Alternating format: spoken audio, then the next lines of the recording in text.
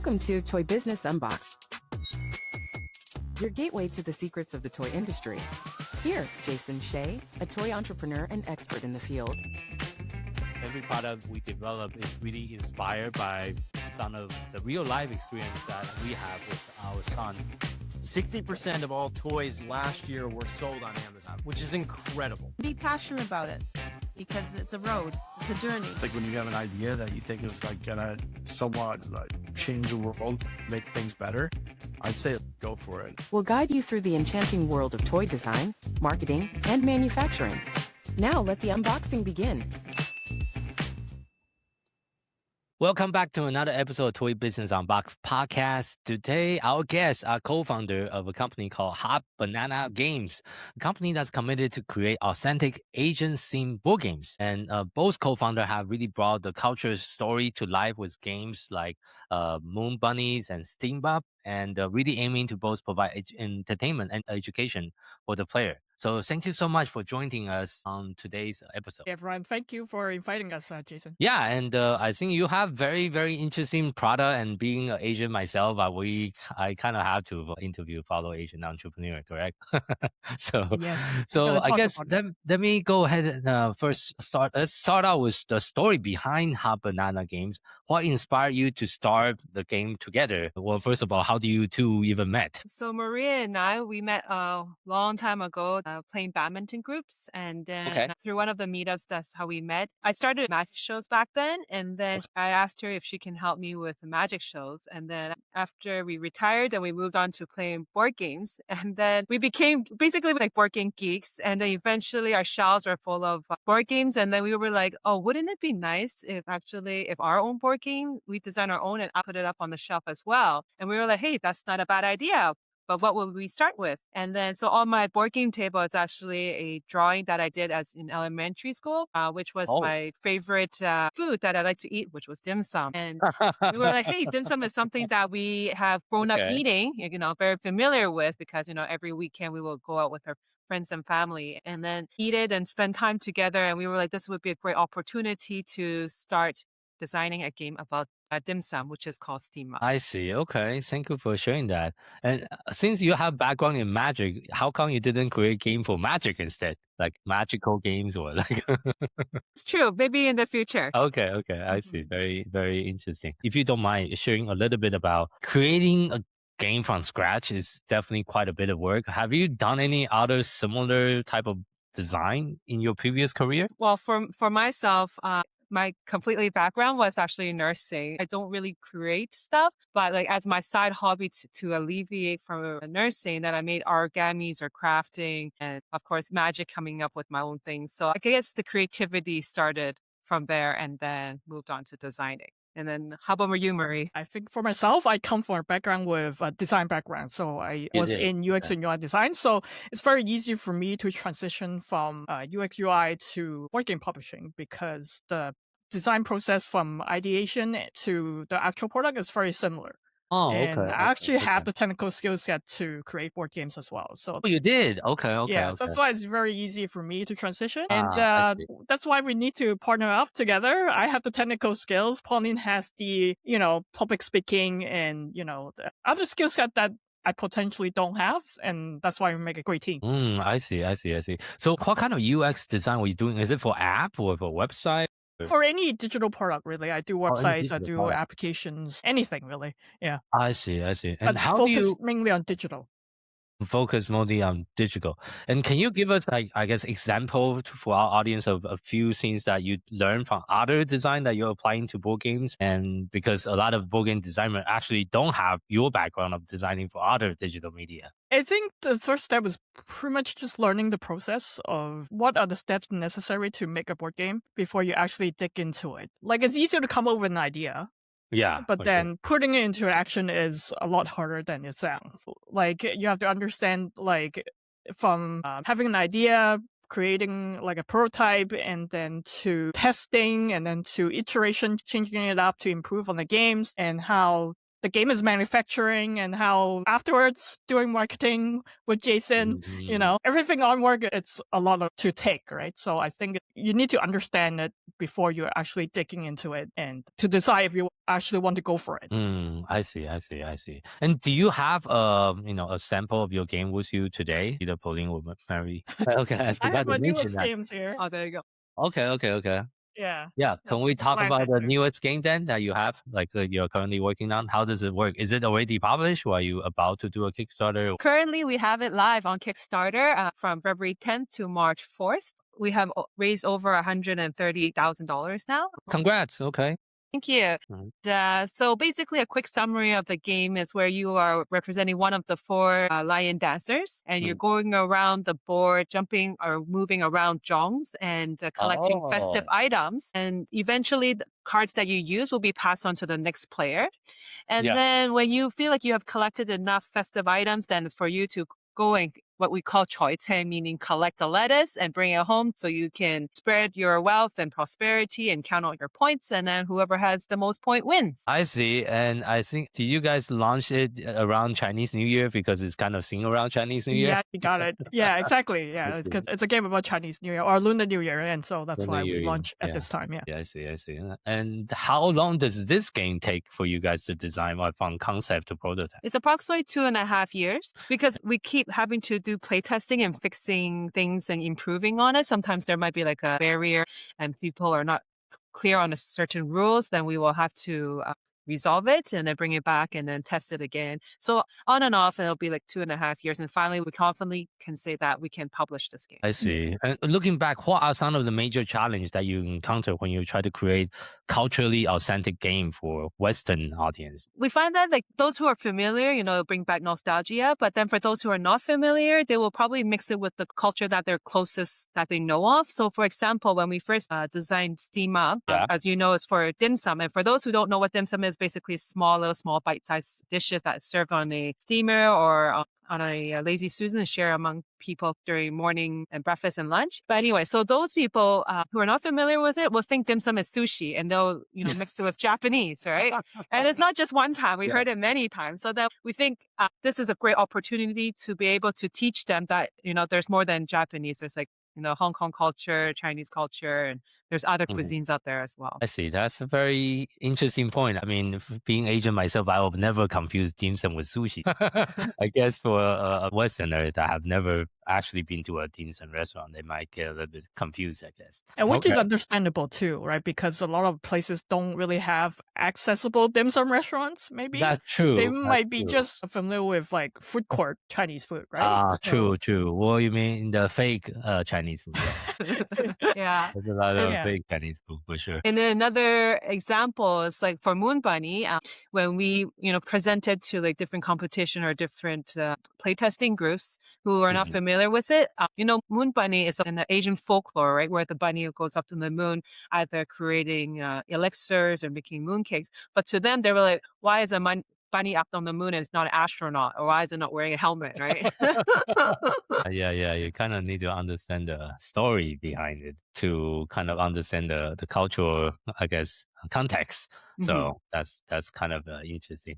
Have you think about like writing story that go along with maybe inside the board game? Does it also come with a story explanation? Yeah, there is actually it. So in Steam Up, the stories that are integrated doesn't really affect the gameplay itself. It's more like, if you're interested, you can read about it. So we incorporate stories and all the background information in the rulebook itself. So as you read how to learn the game, you can also learn about like what is this game about and how it got inspired. And at the same time, for example, in Steam Up, we have different characters. So there are the 12 Chinese Zodiac animals you can play as, one of them. And then in the back of the player board, we actually have stories related to the Zodiac.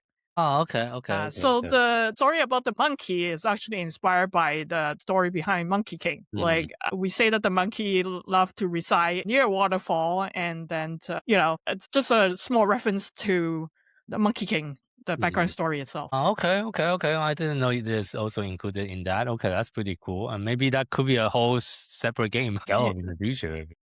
Yeah, exactly.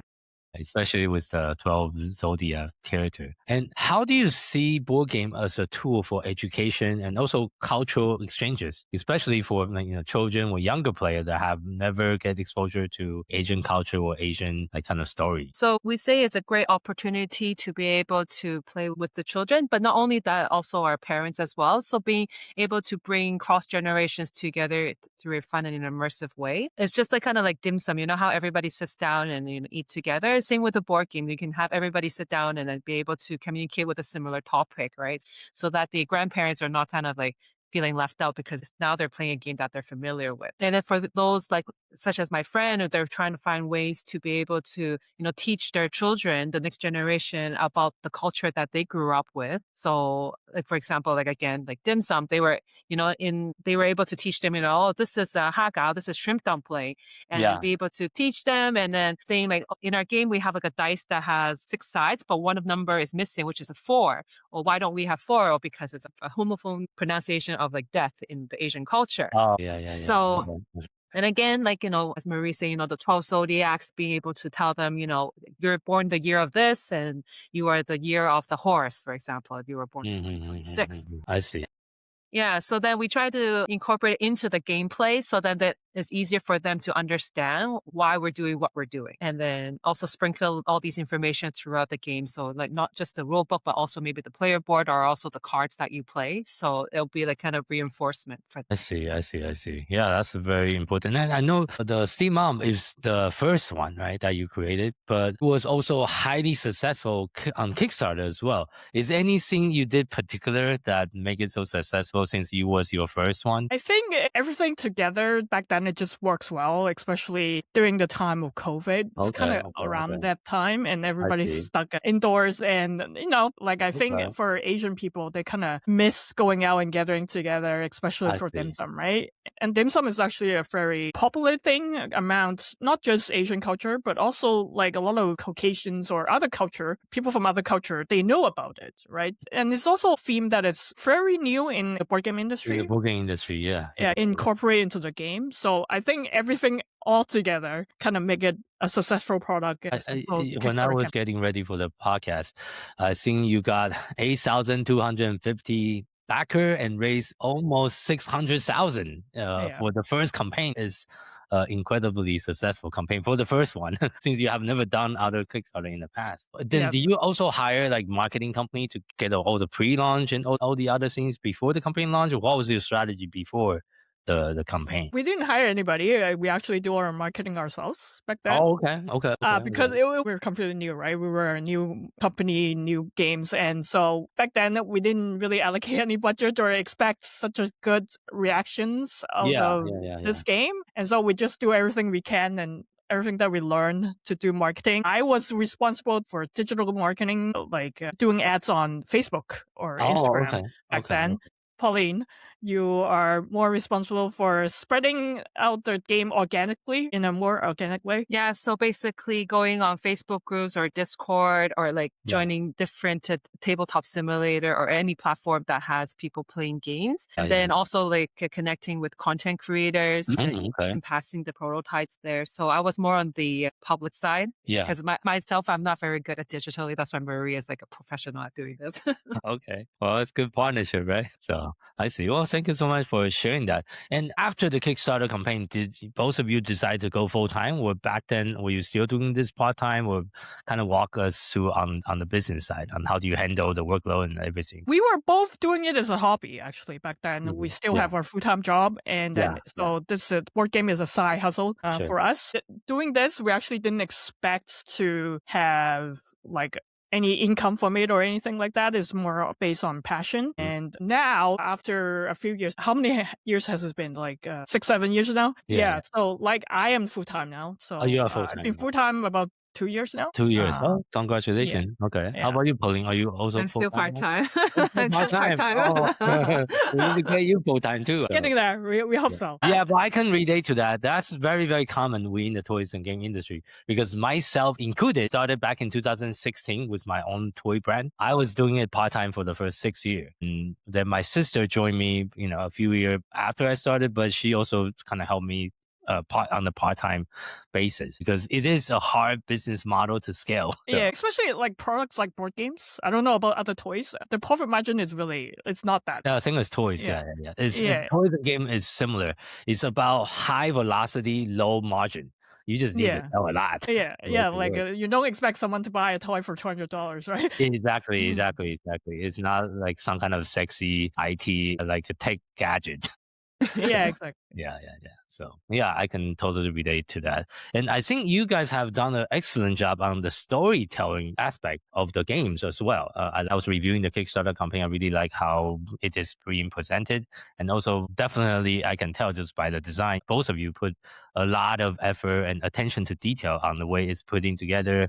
I mean, out of all the dim sum dishes that you can choose from, you choose like 5 like most iconic one that out of all the different things that I could actually eat on the dim sum table as well. Yeah, thank you. Yeah. So, and as you're looking ahead in the next, few years, what is the goal for the company?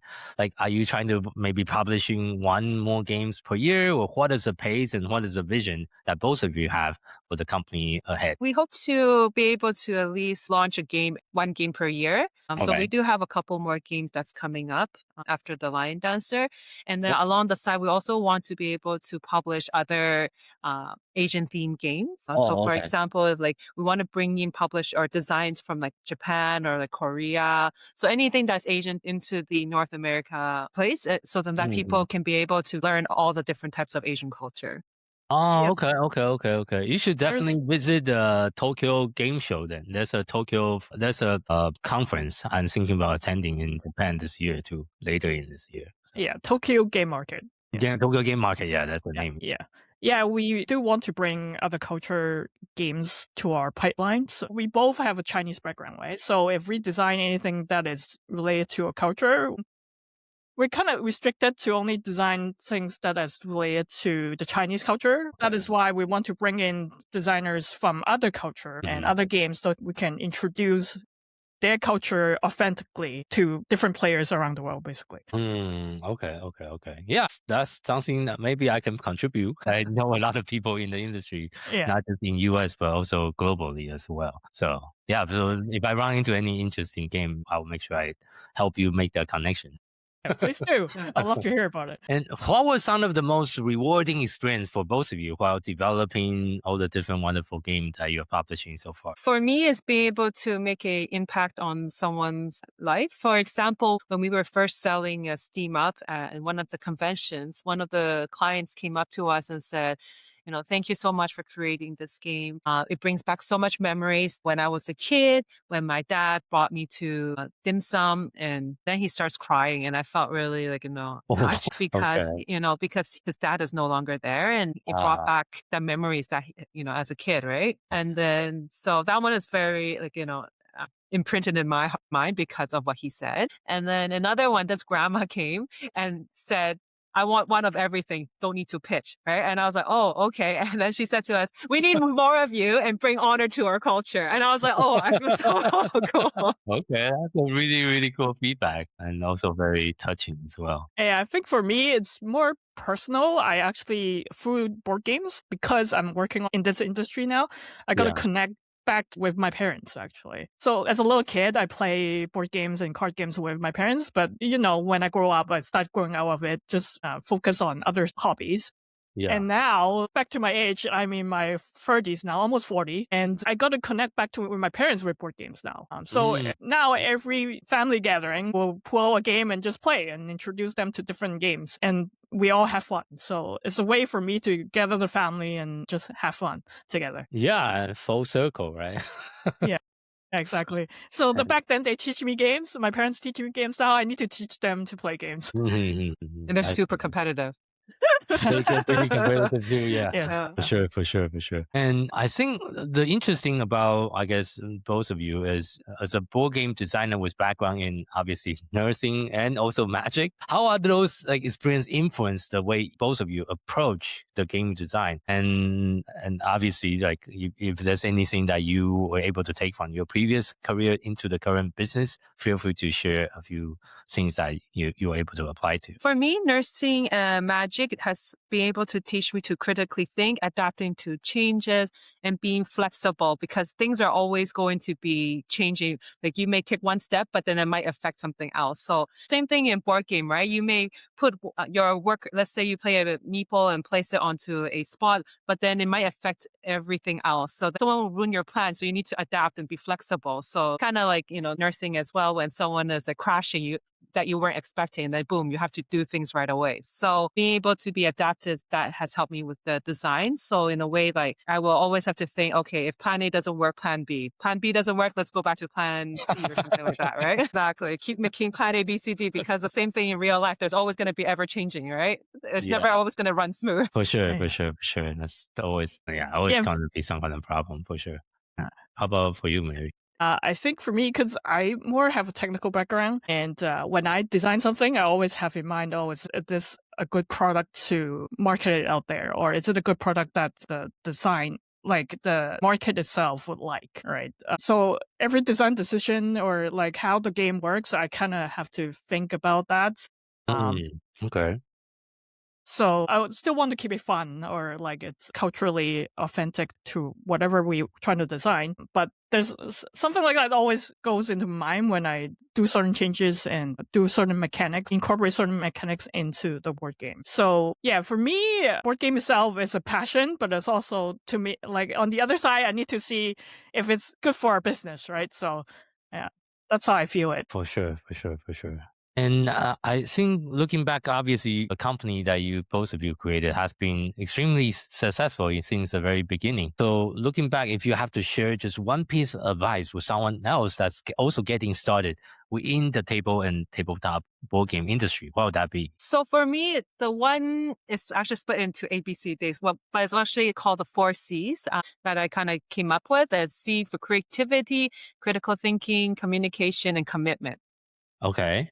So being creative, be passionate about what you want to bring, and then critically think, like being flexible with your mindset. So taking someone's feedback and thinking of other ways that can help you achieve your goal. And the communication, being able to communicate, to your partner, like Marie, talking to like marketing company or like manufacturer, be able to continue the next process. And last one is commitment, being able to follow through from your project, from the time you design all the way to manufacturing, fulfilling to your backers. I see.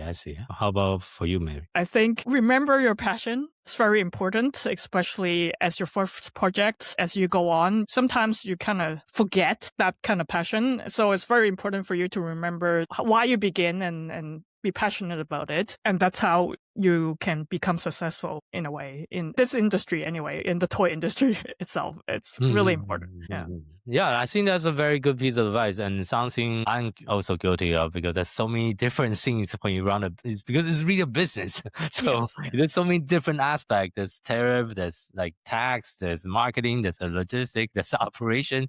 Sometimes you get lost in the weeds sometimes and forgot like why do you even started the company to begin with. So that's a very good reminder. So as we are kind of wrapping up today's interview here, for those our audience that would love to learn a little bit more about you, your product, and your brand, where's the best place for people to find you online? Through any of our social media like Facebook or like Instagram at Hot Banana Game, or on our website, hotbananagames.com, and our link tree through Hot Banana. So, well, most importantly, you feel free to check out our Kickstarter right now, which is Lion Dancer. Just go to Kickstarter.com and search for Lion Dancer, and you'll find our game. And check it out. Okay, sounds good. Thank you so much. We'll make sure we put that all in the show note. And thank you for both of you for your time and sharing your experiences and sharing your journey so far within the toys and game industry. Thank you. And thank you for our audience for tuning in for this episode of Toy Business Unboxed podcast. We hope today's conversation give you some practical insight and fresh inspiration for growing your own toys or game brands. This podcast is proud to be brought you by Toy Launch, a leading marketing and growth partner for toys and game company. At Toy Launch, we help brands scale on Amazon and beyond through full service account management, advertising, SEO, creative, catalog optimization, influencer marketing, and more. If you're looking for a proven team that understands both the toys and game industry and e-commerce marketing, we're here to help. If you like a personalized breakdown of your brand, your opportunity, and your best next step, you can schedule a free consultation session with us. Simply visit toy-launch.com/schedule.